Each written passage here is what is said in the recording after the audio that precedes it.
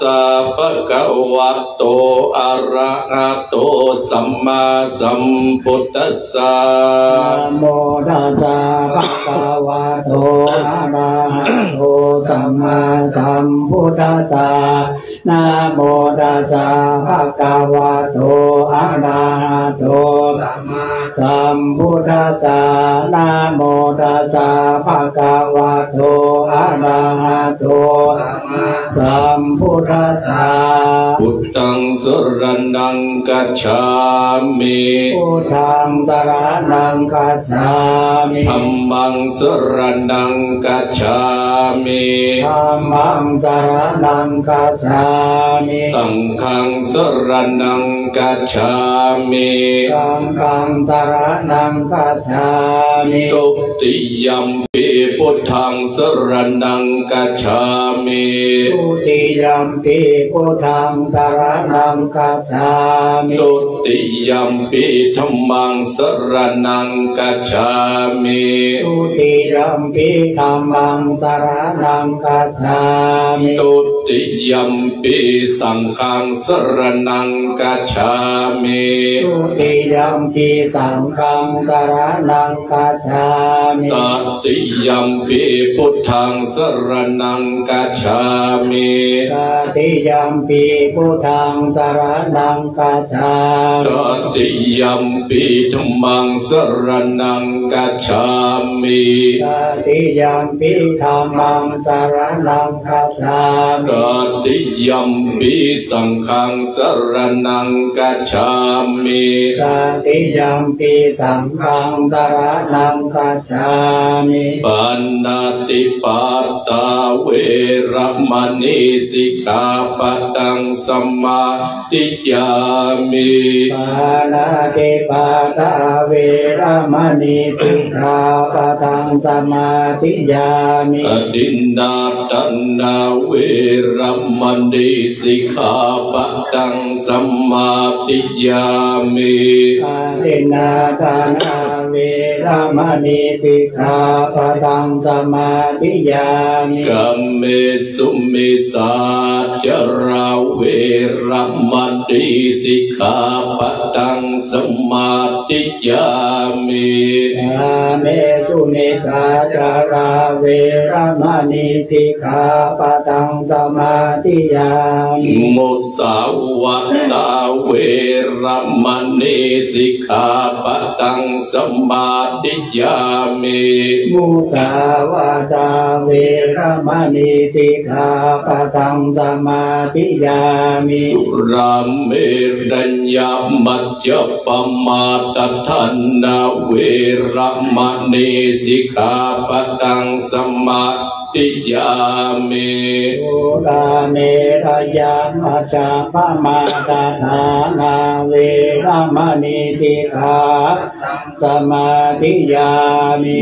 มันดิปัญจสิกขาปตานิสิเรนะสุขติงยันติสิเรนะโภคสัมปทาสิเรนะนิพุติงยันติตัสสมาสิรังวิโสทัญเยสาธุสาธุสาธุลำดับต่อไปนะครับขอเรียนเชิญท่านว่าที่ร้อยเอกบรรพตที่หงเหินนายกเทศมนตรีตำบลสันติสุขนะครับจุดเทียนส่องธรรมขอเรียนเชิญครับ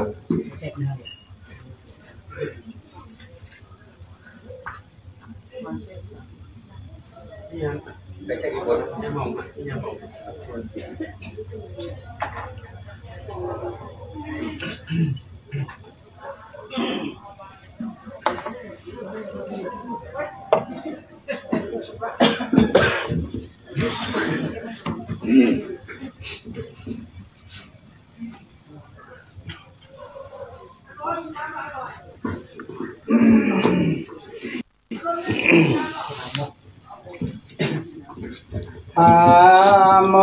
ธัมมัง งกำปีธรรมเรื่องไรโรดพระตั้งไว้โปรดสัตตาอันว่าพ่อไอ้ก่อนแก้วผู้มรณาไปสู่โลกไปนานร้องว่าได้เอาตนตัวไปลุ่มลงตายปีน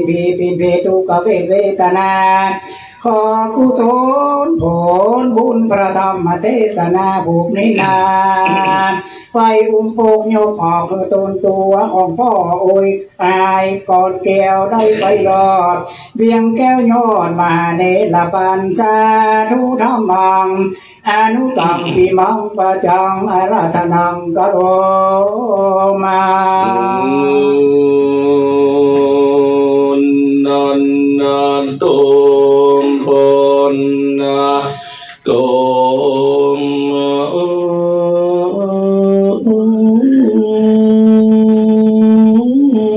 ฟังละฟัง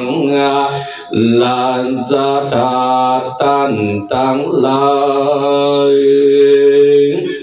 บัดนี้ก็ไม่มีสตาแม่กันแก้วก่อนแก้วพอลูกหลานกันเต้าจุคน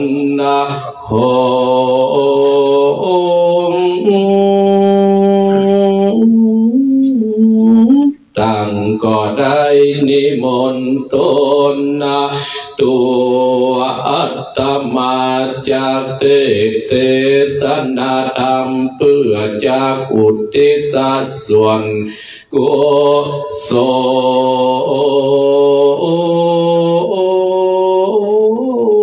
ลไปหายังพ่อไอ้คนแก้วที่ล่วงลับดับขันไฟฟังจิตใจอารมณ์มาลา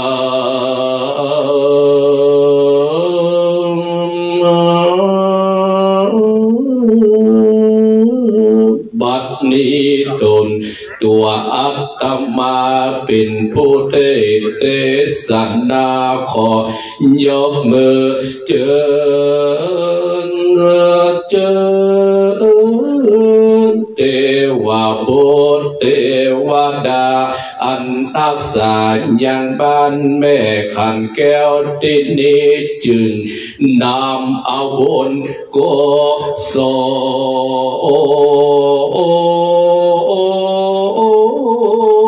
ลปอดอายได้รับได้กินเฮือนได้ผลยังที่ตุกที่ญาติแดนเตอ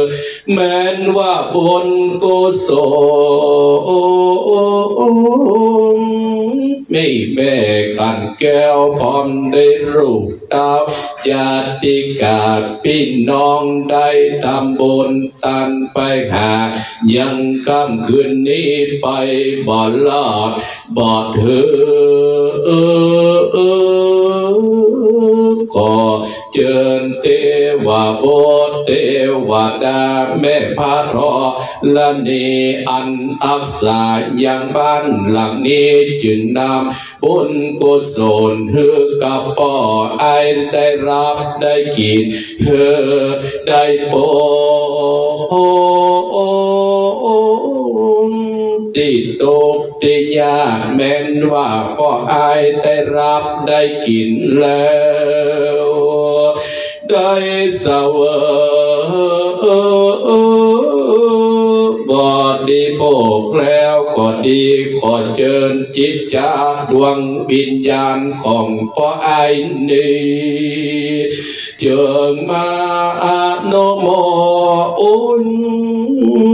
พรฮือกับลูกหลานตันเต้าได้ยาติกาพี่น้องทุกคน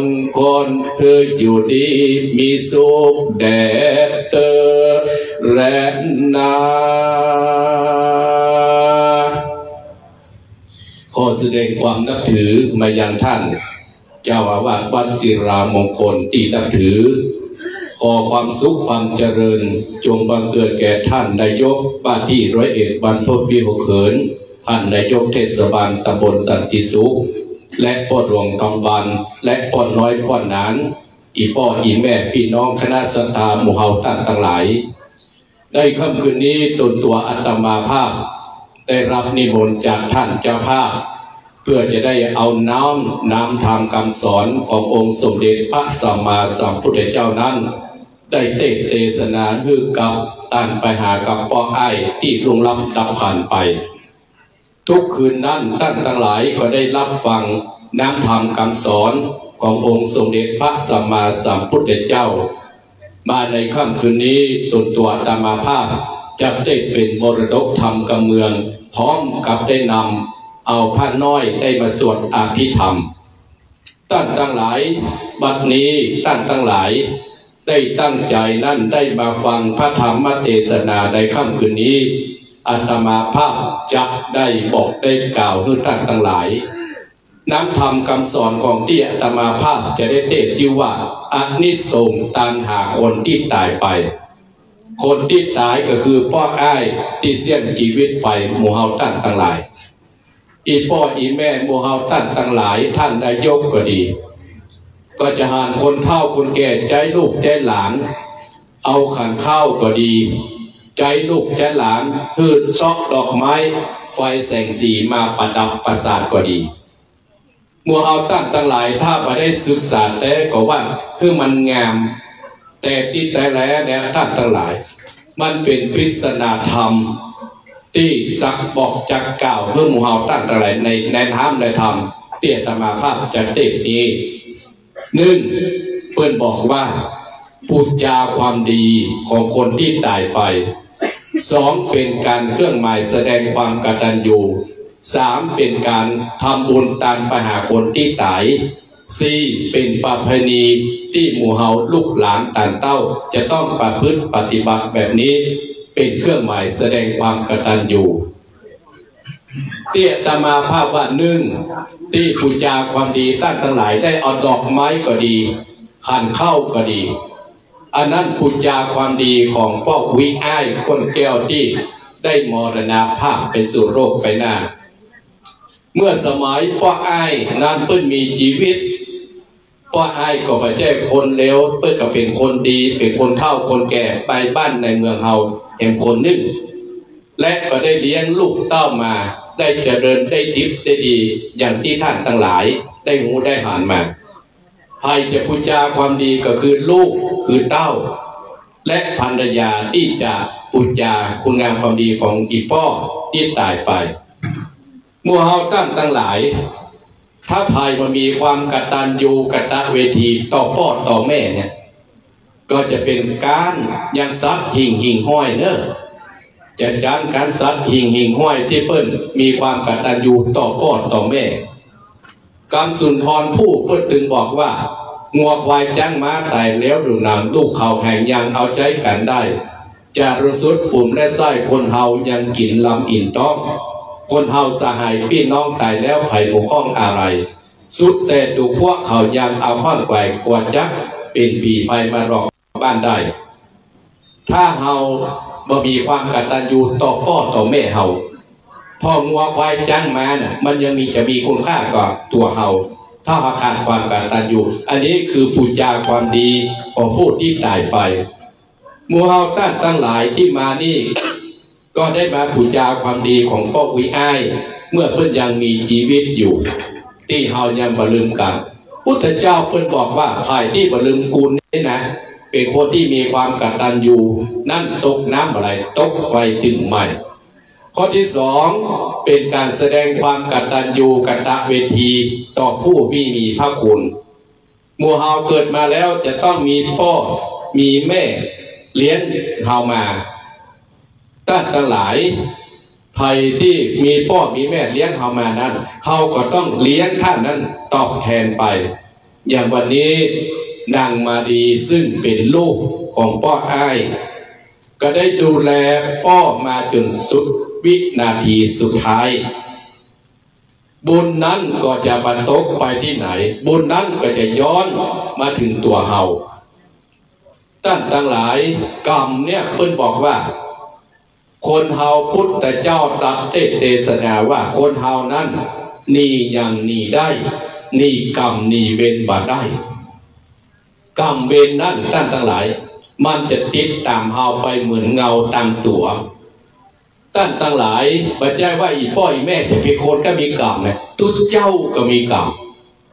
ทุกเจ้ามีกรรมท่านอาตมาภาพจะนำมาเล่าพุทธศาสนาฟังที่เหลือพ่อเหลือแม่เหลือกรรมพ่อเหลือกรรมแม่อันนั้นคือไข่ทุกเจ้าตัวนั้นก็เป็นถึงพระอรหันต์ทุกเจ้าตัวนั้นคือไข่คือพระองคุริมานท่านทั้งหลายองคุริมานสถาญาติโยมที่จะหานว่ามันไล่ฆ่านิ้วมือฟันเอานิ้วมือเนี่ยมาห้อยคอเนี่ยอย่างองคุริมานเนี่ยเป็นลูกที่ดีของพ่อของแม่เป็นศิษย์ที่ดีของครูบาอาจารย์แต่ที่องคุริมานทำแบบนั้นเพราะอะไรเนี่ยเพราะว่าครูบาอาจารย์ไปหลงกำว่อนวอนกำจุกำหลอกลูกอาจารย์ในหมู่นั้นเกิดอิจฉาองคุริมานศรัทธาหมู่เฮาตั้งหลายที่นั่งที่นี่เหมือนกันถ้าเกิดว่าเราได้ฟังคนที่มาสอนเนี่ยเขาก็จะลงเชื่อเหมือนองคุริมานแต่องคุริมานนี่นะหมู่เฮาตั้งหลายเพื่อนยังมีบุญนะสุดท้ายเพื่อนได้ตรัสรู้เป็นพระอรหันต์แต่กรรมที่ตรัสรู้เป็นพระอรหันต์ก็ยังโดนในหมู่ศรัทธาในเมืองนั้นเอาไปหินทุ่มเอาไปหินขว้างจนหัวแตกหัวโนตั้งหลายเรื่องมันก็มีอยู่ว่าองคุริมานเนี่ยไปเรียนคาถาไปเรียนสำนักพามภาวรีนี่ตั้งหลายอาจารย์นักสอนโมกขราชได้สอนองคุริมานจนอาจารย์ก็จะมามีอย่างสอนละเมื่อมีคนดีคนเก่งตั้งหลายอยู่ในเมืองนั้นอยู่ในสำนักนั้นศิษย์ที่อยู่ด้วยกันเนี่ยประมาณ10 คนเกิดอิจฉาองคุริมานว่าอยู่ด้วยกันแต่นะเขาถ้าปล่อยองคุริมานไปนี้นะมันต้องล้ำแน่เขาเนี่ยอาจารย์อย่างเงี้ยได้หมดอย่างท่องได้หมด10มี10 คนดึงองคุริมานตั้งหลาย9 คนลงขันกันลงขันอย่างไรท่านทั้งหลายโอ้กับว่าประเด็นนี้นะให้กำจัดองคุริมานมันเป็นคนเก่งมันเป็นคนกล้ามันเก่งจนอาจารย์จะฮักมันแน่นอนก็เลยวางแผนกันนะประเด็นที่เขาไปใส่ความองคุริมานไปสอนซ้อเพื่อกับอาจารย์องคุริมาน9 คนตั้งหลายไปอาจารย์งูขอว่าประเด็นเนี่ยองคุริมานคิดจะฆ่าท่านนะอาจารย์ คิดจะฆ่านะวันหนึ่งตั้งหลายก็เป็นอย่างวันที่2ก็เป็นเนี่ยวันที่3วันที่4วันเนี่ยว่าถึงวันสนสอดจนอาจารย์หลงเชื่อตั้งหลายจริงๆแล้วองคุริมานเนี่ยไม่ใช่เป็นคนบาปอย่างที่คนเปิ้นหานคนที่เปิ้นหานเนี่ยเปิ้นหลงเชื่อกรรมเล่ากรรมยายกันตั้งหลายพระพุทธเจ้าประตรัสบอกว่าคนเฮานั้นจะไปเชื่ออันอย่างง่ายธรรมชาติของคนเฮานั้นเปิ้นเป็นตาที่มี2 ข้างหูดัง2 หู2 ข้างตั้งหลายอาจารย์ได้หลงเชื่อลูกศิษย์ทั้งหลายไปสอนอย่างอันอย่างอีอาจารย์ก็กลัวตายกันตั้งหลายภัยก็กลัวตายเพราะเนาะอาจารย์ก็กลัวตายตั้งหลายก็เลยบอกว่าองคุริมาน ประเดี๋ยวนี้นะ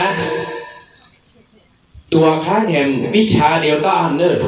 ที่จะสำเร็จปิ่นย่อยปิ่นโตนะ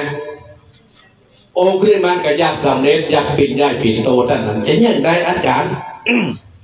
ประเดี๋ยวนี้นะเธอต้องไปฆ่ามนุษย์คนในเมืองเนี่ยเอานิ้วมา1 ปั่นนิ้วดกแต่อะไรองคุริมานก็เชื่อเพราะอาจารย์ไปบอกเราอาจารย์สอนว่าอาจารย์เนี่ยมันสอนคนจะสอนดีและเธอจะได้ดีก็เลยไล่ฆ่ามนุษย์ทั้งหลายในเมืองนั้นได้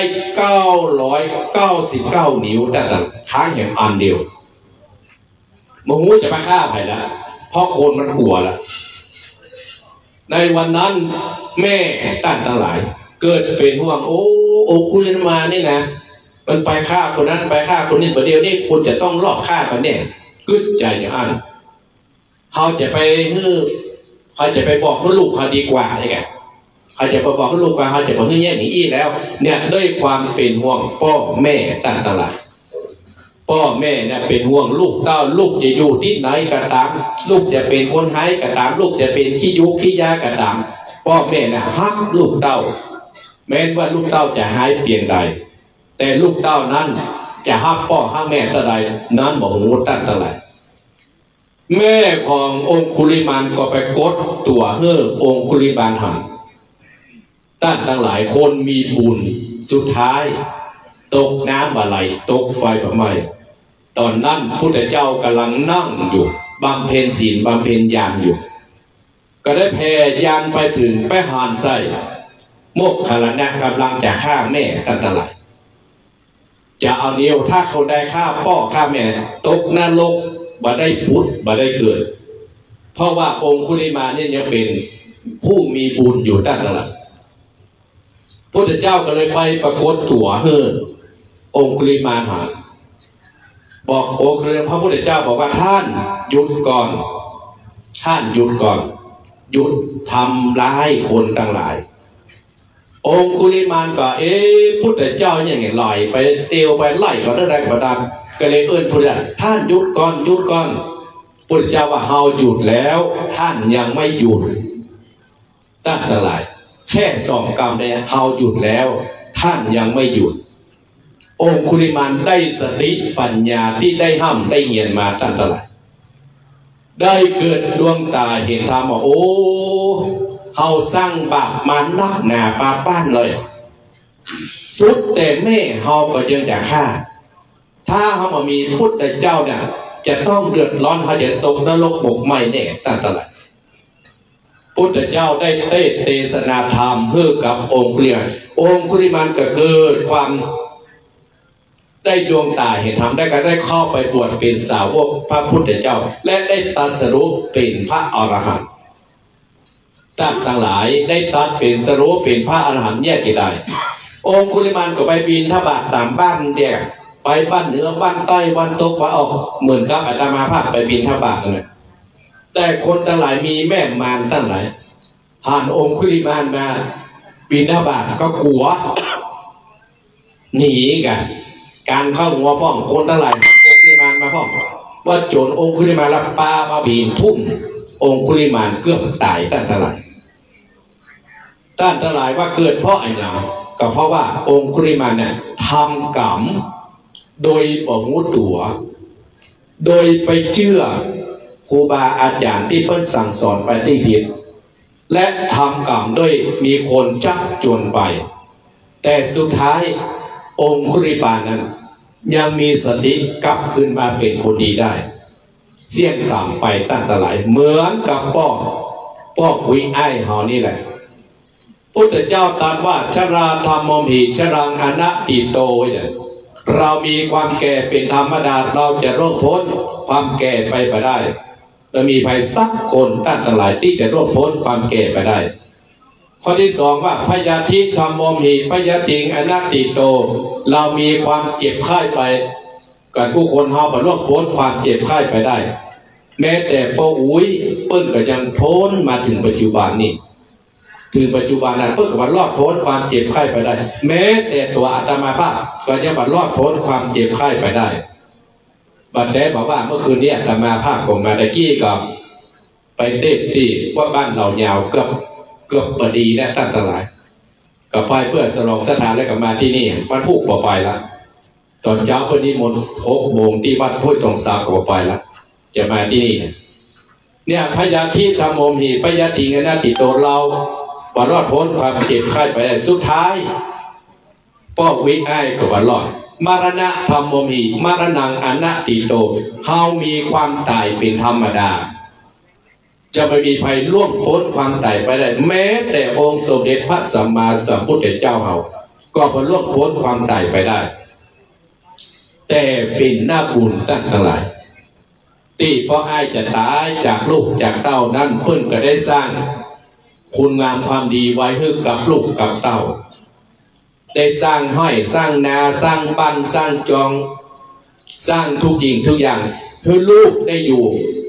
หลานได้อยู่อันเนี้ยคือคุณงามความดีเปิ้นว่าสิบจะตายเศร้าจะตายนะคือเขาสร้างคุณงามความดีอย่างน้อยก็คือกับลูกกับเต้าตลอดถึงกับวัดกับวาต่อไปตั้งแต่ไหนยังกิจจิกุศลกรรมังกรรมใดที่เป็นกุศลเนี่ยอันใดอันหนึ่งที่ตัวของพ่อไอ้ก้นแก้วได้ทำแล้วจงเป็นส่วนแด่ท่านผู้มีพระคุณทั้งหลายทุกคนเกิดมาแล้วก็จะต้องมีผู้มีพระคุณตั้งแต่ไหนเพราะไอ้เพื่อก็ต้องมีผู้พระคุณที่อยู่เบื้องหน้าที่เพื่อนนี้เพื่อนได้เลี้ยงดูไปมาบุญกุศลที่พ่อไอ้ได้ทำไว้กับบ้านกับจองกับหอกับเพื่อนกับวัดกับบ้านพ่อไอ้เพื่อก็จะตั้งไปหาคนที่ล่วงลับตามผ่านไปอย่างวันนี้นางมารีพร้อมกับแม่ลูกเขยก็ได้ตั้งใจเอาบุญกุศลเยี่ยงนี้เนี่ยไปเพื่อกับพ่อไอ้ก้นแก้วนั่นแหละก้นแก้วเพื่อได้รับได้กินได้พ้นจากที่ยากได้ภาคจากที่ทุกหมู่เฮาตั้งหลายว่าโอ้ทุกมันมาอู้จุกันแก่ครูบาอาจารย์เพื่อนสอนบอกว่าถ้าเราเชื่อกรรมพระพุทธเจ้า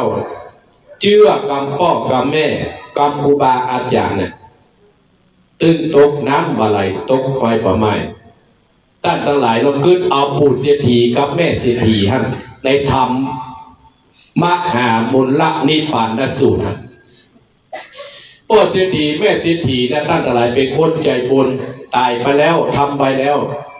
ตายไปแล้วไปที่ไหนเหมือนพ่ออุ้ยเฮาเนี่ยพ่อไอ้เนี่ยตายไปแล้วก็ต้องไปเที่ยวคนนั้นปู่เสียทีตายไปแล้วกับแม่เสียทีตายไปแล้วก็อยู่ที่ไปเที่ยวไปจ้าเพราะท่านอะไรรับทุกเวทนาเข้าก็ไม่ได้กินเสื้อก็ไม่ได้นุ่งไอ้ยังไม่ได้เนี้ยสักอย่างไม่ได้ทำสักอย่างอาหารการกินที่ทำไว้ก็ไม่ได้กินสักอย่างที่ตานไว้พ่อเสียทีกับหมูจะไปปึ้งไปตั้งหลายเพื่อนก็นึกถึงลูกสาว2 คนที่อยู่ในเมืองโคนเนี่ยตั้งหลายโอ้เขายังมีที่ปึ้งสุดท้ายอยู่เนาะเขาจะไปเข้ากรรมฝันลูกสาวเขาดีกว่าลูกสาวเพื่อนชื่อนางเอ้ยนางอีนางเอ้ยนางอี2 คนพี่น้องนะโอ้เพื่อนถูกล่มกันที่ถูกล่มกันเพราะอย่างพ่อแม่เพื่อนสอนมาดีเพื่อนสอนมาดีคือฮักกันแปลงกันพี่ว่าจะได้น้องกับว่าจะอ่านฮักแปลงกันเป็นที่อวดของพี่น้องชาวบ้านในเมืองนั้นพ่อเสียทีแม่เสียทีก็ไปเข้ากรรมฝันลูกสาวเพื่อกำลังหลับอยู่2 คนพี่น้องสะดุ้งตื่นถึงมาตั้งหลายอีพี่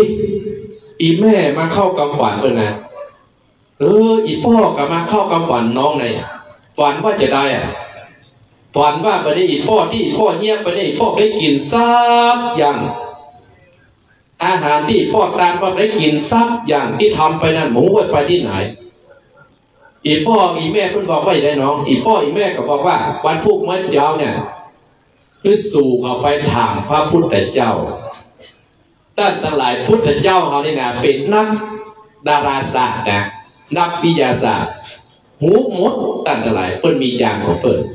2 คนพี่น้องทุกเช้ามากับเก็บพันเขาตอกดอกไม้ตั้งหลายไปถามพระพุทธเจ้าพุทธเจ้าเขาเล่าว่าเนี้ยเพราะว่าสูตรเจ้าเขาเนี่ยหูก่อว่าพ่อแม่ของสูตรเจ้าเนี่ยที่ตายไปได้เป็นเพศผีก็เพราะอะไรอย่างก็เพราะว่าเมื่อเป็นโคนนั่นน่ะพ่อแม่สูตรเจ้า2 คนเนี่ยได้ขั้นตามอย่างเดียวหูขั้นตามอย่างเดียวแต่พ่อแม่สูตรเจ้า2 คนเนี่ยมาได้รักษาศีลที่พ่ออาจารย์นำตะกี้พุทธเจ้าบอกว่าศีลเนี่ยเปรียบเหมือนน้ำอันใสล้างช่วยสิ่งสกปรกในจิตในใจเราท่านทั้งหลายน้ำขวดเนี่ยสามารถล้างหน้าให้สะอาดแต่น้ำขวดที่เขากินในวันมันสามารถล้างจิตล้างใจเขาได้อันอย่างที่จะล้างจิตล้างใจก็คือคำสอนของพระพุทธเจ้าจะล้างจิตล้างใจของเราเนี่ยศีลน้ำธรรมคำสอนเนี่ยจะล้างจิตล้างใจล้างสิ่งบดีออกจากจิตจากใจเราแล้วลูกก็ถามว่านางเอ้ยนางอีก็ถามพระเจ้าโอ้ท่านพระพุทธเจ้าหนูเขาอยากให้อีพ่ออีแม่โพสจากการเป็นเพศเป็นผีเนี่ยเขาจะแย่งได้สู่2 คนเนี่ยก็ไป ปุจจาธรรมเนอะแล้วก็เอาไปเต้อย่างวันนี้นางมาดีกับแม่ขันแก้วเนี่ยนิมนต์อาตมาภาพเอาธรรมมาเทศนาให้กับพ่ออุ้ยอ้ายที่เสี่ยงชีวิตไปพุทธเจ้าก็บอกเพื่อเขาสองคนพี่น้องก็ไปจ้างเปิ้นแก้เขียนธรรมนั่นอะไรเรียบร้อยเอาไปไว้บนหิ้งวันพุธเป็นวันพระวันศีลต่างทั้งหลายจะเชื่อกันตามใจเพราะมีในธรรมนะอานิสงส์ที่ว่าจะเป็นตามให้อีพ่อเป็นตามให้อีแม่ย่อมมาได้ตามแต่อานิสงส์กันนำพ่อเศรษฐีนั้นไปเกิดเป็นเทวบุตรนำแม่เศรษฐีนั้นเกิดเป็นเทวดาตั้งหลายพ่อเศรษฐีเกิดเป็นเทวบุตรแม่เศรษฐีเกิดเป็นเทวดาก็ได้ไปอยู่บนสวรรค์ชั้นฟ้าจะไปอยู่สวรรค์ชั้นฟ้าเป็นเทวบุตรเทวดาแล้วกันได้ตั้งหลายก็ยังคือตื่นหาลูกสาวสองคนที่อยู่ในเมืองคนอยู่ก็เลยลงมาบอกเพื่อนสองคนพี่น้องลูกเคยอีพ่ออีแม่ได้รับของกินของทานเน้อที่ลูกเต้าได้กินได้ทานไปนะประเดี๋ยวนี้อีพ่อเกิดเป็นเทวบุตรแล้วอีแม่เกิดเป็นเทวดาแล้วเน้อเนี่ยสองคนพ่อเศรษฐีแม่เศรษฐีก็เลยปอนเพื่อกับลูกกับเต้าที่อยู่ในเมืองคนตั้งหลายปอนของเทวบุตรกับเทวดาตั้งหลายปอนของพ่อของแม่เฮามันศักดิ์สิทธิ์นะตั้งหลายเนี่ยตั้งหลายพ่อเศรษฐีก็ได้ไปเกิดเป็นเทวบุตรเทวดาปอนแล้วก็มาปอนเพื่อกับลูกกับเต้าตั้งหลายเนี่ยเพราะว่าปอนพ่อปอนแม่เนี่ยมันใหญ่เดี๋ยวปอนทุกเจ้ากับแต่เขาจะเป็นหลงต่างเนื้อตั้งหลายกรรมวัดก็พูดว่าหลงทางนี่นะพอคืนได้แต่ถ้าไปหลงใจเชื่ออะไรสักอย่างนี่นะคืนยากถ้าถึงเวลาที่มาถึงแล้วตั้งแต่หลายเพื่อหูขิงน้ำปิงพอแห้งพูดถึงว่าอีเนี่ยอันนี้แหละตั้งแต่หลายอธรรมเป็นว่าจะอ่านอันนี้เป็นการแสดงความกตัญญูสามนั้นเป็นการทำบุญอุทิศส่วนกุศลให้กับพ่อกับแม่อย่างค่ำคืนนี้แม่ขันแก้วพร้อมกับนางมาดีและลูกเขยสามีก็ได้ตั้งอกตั้งใจตามไปหาพ่อที่เสี่ยงชีวิตไปนึกถึงบุญคุณที่อีพ่ออีแม่นั้นได้เลี้ยงดูเขามาอันสุดท้ายท่านทั้งหลายเป็นประเพณีเขากับเจ้าต้องทำแบบนี้ท่านทั้งหลายเนี่ยทุกสิ่งทุกอย่างที่อยู่ต่างหลังที่เอาประดับไฟก็ดีประดับตกแต่งดอกก็ดีอันนี้พูดบอกว่าเป็นการประดับคุณงามความดีของคนที่ตายไปและเป็นการทำบุญคุณคนที่ตายไปได้ไปเกิดสวรรค์ชั้นฟ้าต่อไปและเป็นประเพณีเขาจะต้องทำแบบนี้อันนี้แหละมัวตั้งตาที่ยังบรรละหิตหอยเก่าได้เขาก็ได้มาประพฤติปฏิบัติกันในค่ำคืนนี้ธรรมภาพจะเทศเป็นมรดกทำกับเมืองใจเวลามาเมินเลิกเป็นอานิสงส์ต่างหากพ่อให้ที่เสี่ยงชีวิตไปต่อไปนี้จะมาจะขึ้นนะโมแล้วขอคือหมู่เฮาตั้งหลายนั้นตั้งอกตั้งใจนั้นไหว้ทำนึกถึงหน้าของพ่อให้เลิกเพื่อมาอนุโมทนากองบุญกองกุศลในค่ำคืนนี้เลิกนะโมตัสสะภะคะวะโตอะระหะโตสัมมาสัมพุทธัสสะสันตังวดุนดาสัพโพธิสัตว์ตั้งหลายตั้งยิ่งใจน้อยใหญ่ผู้มากฝ่ายจริงปากกันนะตั้งบอกประมาทเสียจินอาจินกวนลาถึงเวียนแก่ยอดนิดหลับปันอันสำรันคำเจ้าเมื่อผู้เฒ่าแก่จะดาพากันมวลหมู่พร้อมนาอยู่ฟังตามจุงดาจำเมียดมันนาจะเกิดถึงวัวควายกันตั้งหลายน้อยใหญ่สักวางไว้ยังบานอย่ามีใจเกิดจะยุ่งอย่างสติจังปะไปหนุนเต้าหู เก่าแนวแนวหูแล้วสืบซ้นบ่หูตาเก่าและปลายเต้าฟังบ่ได้แต่ใจบ่อ่อนได้เป็นยาอุดใจฟังดาฟังดีๆเอาเป็นที่สนใจเอาจักไก่บอกเก้ามือหูเก่าตำลายปัจนี้ก็ไม่มีสัปดาห์แม่กันแก้วนางมาดีเป็นเนื้อเก่าพร้อมได้ลูกเต่าตั้งหลายก็มีใจบานจมเจิญย้อนใจไปขึ้นตึกดาผู้ที่ตายไปสู่โลกไปนาก็คือพ่อไอ้ตายลาจากโลกลาเมืองคนนาลูกตั้งหลายกอบปากันสร้างกุศลเพื่อจักตันไปหาพ่อไอ้ผู้ที่ตายไปสู่โลกไปนาที่เป็นเก้ากองดีอันว่าคนที่ตายนี้ปะนาก็หมู่เอาอาพี่น้องตั้งวงวันพี่น้องก็มีใจห่วงของอะไรเพราะอายถึงทักเปลี่ยนใดเต้าฟ้าจากพูดตายไม่น่าขึ้นมาเหมือนญาติกาพี่น้องลูกหลานตันเต้าก็จะมานั่งให้จนตาพุทธตาแป้งจนเลือดออกตากอบมาปะเป็นบ่ขึ้นมาเอาคำมาขาด้วยแว่นใส่สวยไว้วันหรือสมบัติปัสสตันปืนป่าตึงจังมาหัวควายให้นากรรมมาเกตหรือของพิเศษนาตั้งเกหาปัสสาทคนที่ตายไปเป็นปีคนตายนี้ลำบากบ่อาจจากลากไปได้เต้าไว้แต่ผลละบนนากุศลที่แม่จำแก้วและนางมาดีได้กระทำวันนี้ส่วนสตามวลหมู่อันที่นั่งอยู่ฟังตามใจน้อมนำกับไว้ย่อมได้กุศลเพียงเต่านั้นนุนประเสริฐปาเกิดได้โตนเป็นบางคนเลิศแล้วปากกาดแก้วปัญญาดังเฮาจักบอกกล่าวบัดนี้แต่เติมมนุษย์คนตั้งหลายมวลหมู่อันเกิดอยู่ในโลกโลกามืดนานหลายแต่ย่อมเกิดแก่เจ็บตายว่าเป็นเชื้อสายตั้นเตามียศและเสวยเมืองปืนเสร็จนาเรืองอามามียอดอาบเลือดลายพ่องได้เป็นนายผู้เก่าเป็นเชื้อเผ่าผู้ดีมีเงินคำไหลหลากหรือทุกจนอันนาเข้ากองหาดนัดนาบ่ได้ก่อนนี้บ่ได้จักตานแต่น้อยย่อมเป็นบาปต่อยประดางอันสร้างไว้จะก่อนมาไล่แต่ตันจนในจัดนี้ตั้งเก่านี้ก็มีสิ่งกอดรักษาโอ้ยหนออันนิจจาอันนิจจังสังขารมันบ่เที่ยงความเงียงเป็นปาง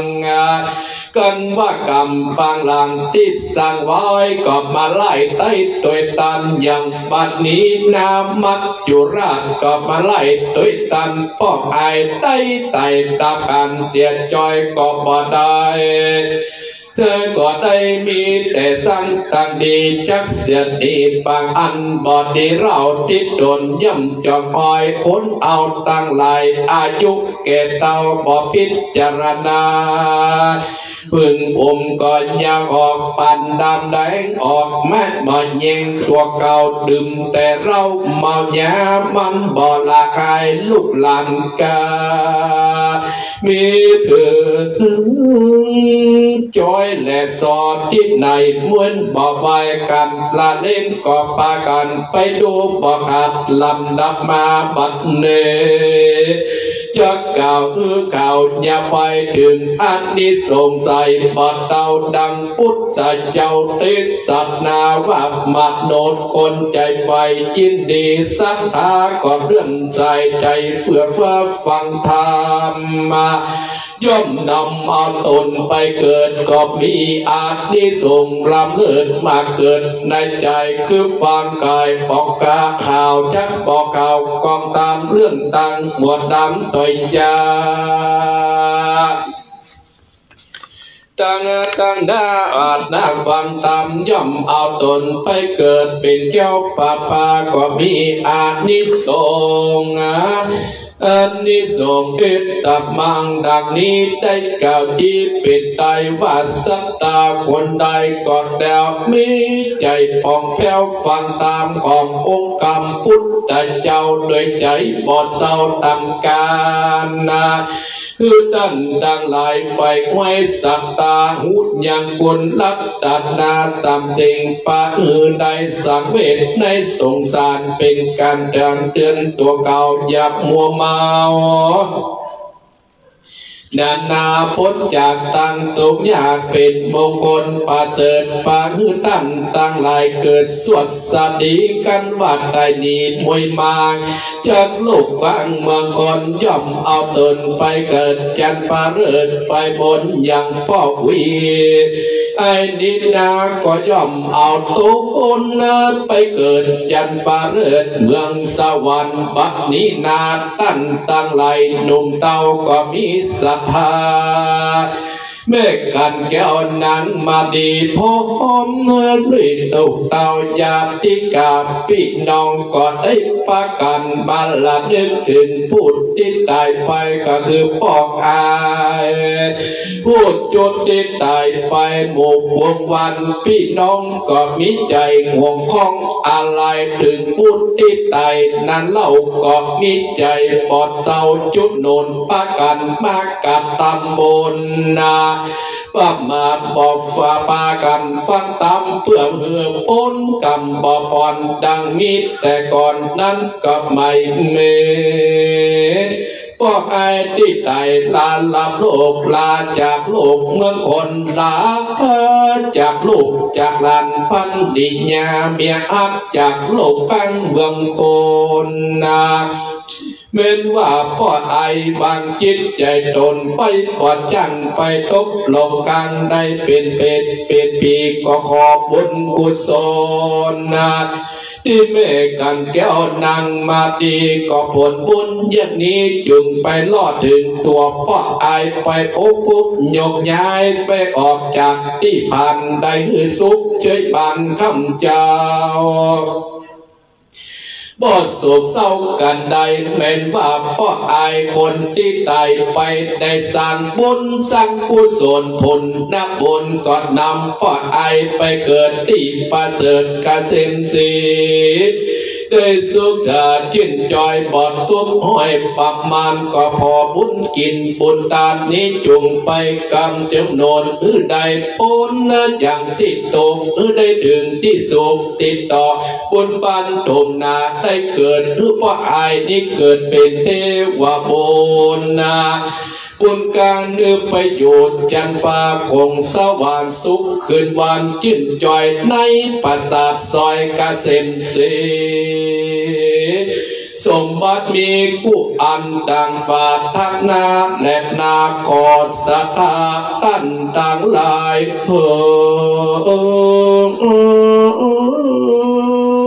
ติปากรรมนั่งฟังตามฟังแล้วก็จดจำอย่างใดเพื่อให้ดีทั้งสิ้นดีอาแปดที่มันกดแกดกับตนสร้างกุศลบาขาดบอกประมาทต่า